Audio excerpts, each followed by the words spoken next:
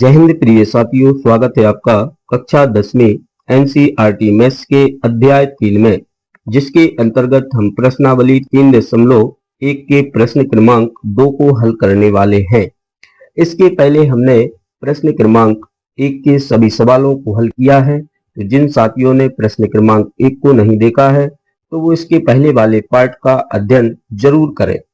तो आइए हम आज का सवाल बनाते हैं। तो सवाल कहता है कि अनुपातों A1/A2, B1/B2 और C1/C2 की तुलना कर, क्या करना है, तुलना कर ज्ञात कीजिए कि निम्न समीकरण के युग्म द्वारा निरूपित रेखाएं एक बिंदु पर प्रतिच्छेद करती हैं अथवा समांतर या समपाती होती हैं। तो याद रखना, मैंने आपको अध्याय 3 से संबंधित सभी शर्तें, फार्मूले पार्ट 1 में बताया है। अगर आपको थोड़ी सी भी किसी भी प्रकार की समस्या जाती है तो आपको अध्याय 3 के पार्ट 1 को जरूर देखना है। तो यह क्वेश्चन क्या कहता है, तो आइए इसे हल करने से पहले आपको कुछ महत्वपूर्ण बातें बताने वाला हूं। तो आपको याद होना चाहिए कि A1/A2 बराबर नहीं है B1/B2 के। तो इस कंडीशन में निकाय का कौन सा हल होता था, तो इस कंडीशन में निकाय का अद्वितीय हल होता था। और रेखाएं कैसी होती थी, प्रतिच्छेद। रेखाएं क्या करती थी, प्रतिच्छेद करती थी। तो ये फर्स्ट कंडीशन होती है। और इसमें निकाय के समीकरण युग्म कैसे होते थे, संगत होते थे। दूसरी बात करें तो यहां पर कहा गया है कि A1/A2 बराबर हो B1/B2 के बराबर हो C1/C2 के। यदि A1/A2 बराबर है B1/B2 के बराबर है C1/C2 के, तो इस कंडीशन में निकाय का अनंतः अनेक हल होता है, अनंतः अनेक हल। और रेखाएं कैसी होती हैं, याद रखना, रेखाएं यहां पर समपाती होती हैं। तो समीकरण युग्म के कैसे हल होते हैं, तो इसमें भी संगत होते हैं। अब एक और कंडीशन होती है जिसमें हमारा होता है कि A1/A2 बराबर है B1/B2 के बराबर नहीं है C1/C2 के। तो इस कंडीशन में क्या होता है, निकाय का कोई हल नहीं होता है, कोई हल नहीं। और रेखाओं की बात करें तो रेखाएं कैसी होती हैं, समांतर होती हैं, समांतर होती हैं। अब इसमें हम बात करें कि समीकरण के युग्म कैसे होते हैं, तो इसमें असंगत समीकरण के युग्म होते हैं। तो याद रखना, अद्वितीय हल और अनंतः अनेक हल में हमारे युग्म संगत होते हैं, जबकि कोई हल नहीं में असंगत होते हैं। और अद्वितीय हल में रेखाएं प्रतिच्छेद करती हैं और अनंतः अनेक हल में रेखाएं समपाती होती हैं और कोई हल में समांतर होती हैं। तो आइए अब हम इस क्वेश्चन को आसान तरीके से बनाने वाले हैं। तो सबसे पहले आपको यहां पर हल लिख लेना है और हल लिखने के बाद आपको लिखना है दिए गए समीकरण के युग्म। युग्म मीन्स क्या होता है, जोड़ा होता है। तो हम पहले सवाल को हल करने वाले हैं। यहां पर हम लिख लेंगे 5x - 4y + 8 बराबर 0। और इसको हम नाम देंगे समीकरण नंबर फर्स्ट। दूसरा समीकरण क्या है, 7x + 6y - 9 बराबर 0। इसे हम नाम देंगे इक्वेशन नंबर सेकेंड।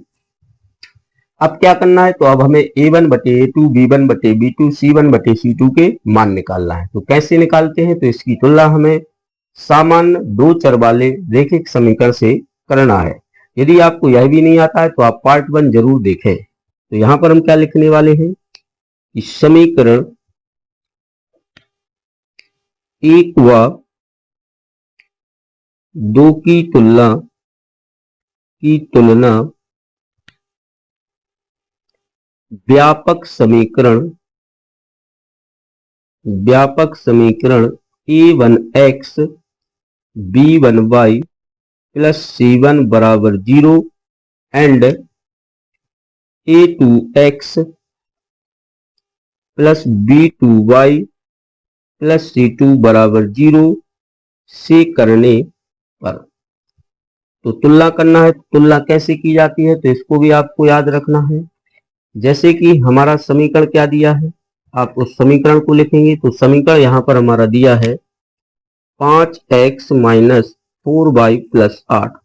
अब ये समीकरण 1 है, तो 1 के लिए हमारा व्यापक समीकरण क्या होगा, a1x plus b1y plus c1 बराबर 0। इसके भी बराबर हमारा 0 है। अब देखिए, x वाले पद की तुलना x से, y वाले पद की तुलना y से, अचर पद की तुलना अचर पद से। तो यहां से देखिए x से x हमारा कट जाएगा तो a1 का मान क्या आ जाएगा 5, y से y हमारा कट जाएगा तो b1 का मान क्या आ जाएगा माइनस का 4। एंड यहाँ देखिए C1 का मान अचर पद है तो अचर पद कितना है 8 है। तो इस तरीके से आपको यहाँ पर तुलना कर लेना है। यहाँ पर आप देख सकते हैं a1x, तो x से x कट जाएगा तो यहाँ a1 बराबर कितना हो जाएगा सर 5 हो जाएगा। b1 मतलब y से तुलना करेंगे तो y से y हमारा कैंसिल हो जाएगा, तो v1 बराबर कितना हो जाएगा माइनस का 4। एंड C1, तो C1 अचर पद है तो C1 कितना हो जाएगा हमारा 8 हो जाएगा। अब इसी तरीके से आपको समीकरण 2 की तुलना A2 वाले समीकरण से करना है। याद देखिए x से x कट जाएगा तो A2 का मान कितना हो जाएगा, तो यहाँ पर A2 का मान 7 हो जाएगा। और B2 का मान कितना हो जाएगा, तो y से y कट जाएगा, B2 का मान हमारा 6 प्राप्त हो जाएगा। एंड C2 का मान क्या है माइनस का 9। तो इस तरीके से हमने C2 का मान माइनस का 9 लिख लिया। अब यहाँ पर हमें A1 बटे A2, B1 बटे B2 के मान निकाल लेना है।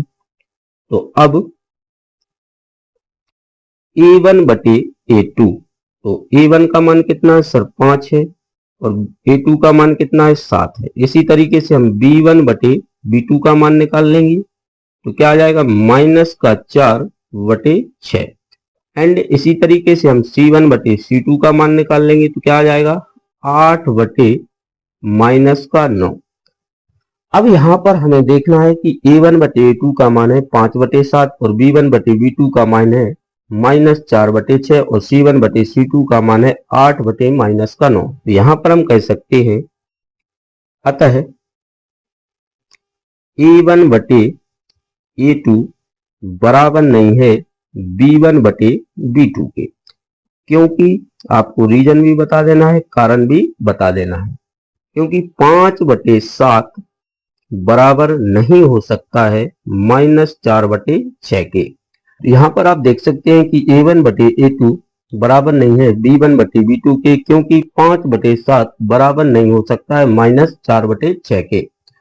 तो इस प्रकार की कंडीशन में हमें क्या प्राप्त होता था, तो यहाँ पर आप देख सकते हैं कि जब A1 बटे A2 बराबर नहीं होता है B1 बटे B2 के, तो निकाय का अद्वितीय हल होता है और रेखाएं प्रतिच्छेद करती हैं और समीकरण के युग्म संगत होते हैं। तो यहाँ पर हमें अतः करके यही बात को लिख देना है। तो यहाँ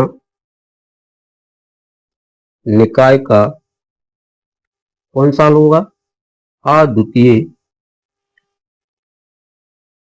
हल होगा तथा रेखाएं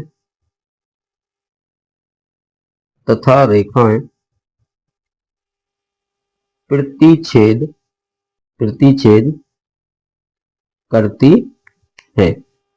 अगर और भी लिखना चाहें तो आप ये भी लिख सकते हैं, और समीकरण के युग्म ऐसे होंगे संगत होंगे। तो इस तरीके से आपको चीजों को लिख देना है। अब यहां पर देखना, सवाल में तो केवल हमसे रेखाओं के बारे में पूछा गया था, तब आप चाहें तो अतः करके या लास्ट में केवल इतना लिख सकते हैं कि दी गई कंडीशन पर हमें रेखाएं प्रतिच्छेद करेंगी। यदि आप इस तरीके से भी लिख देते हैं तो आपका लिखना और भी बेहतर माना जाएगा और आपको और अच्छे नंबर परीक्षा में प्राप्त होने वाले हैं। तो आशा करते हैं कि आपको मेरे द्वारा बताया गया क्वेश्चन आसान लगा होगा, समझ में आया होगा। यदि आप इसका स्क्रीनशॉट लेना चाहते हैं तो आप इसका स्क्रीनशॉट भी ले सकते हैं। तो पहला स्क्रीनशॉट लीजिए, इसके बाद आप दूसरा स्क्रीनशॉट लेके अपने नोट्स भी इसी तरीके से बना सकते हैं। इसी के साथ जय हिंद, जय भारत, खुश रहें, मुस्कुराते रहें और आगे बढ़ते रहें। अगर वीडियो अच्छा लगे तो चैनल को सब्सक्राइब करना है, लाइक करना है और कमेंट करके आपको जरूर बताना है कि आपको वीडियो कैसा लगा है।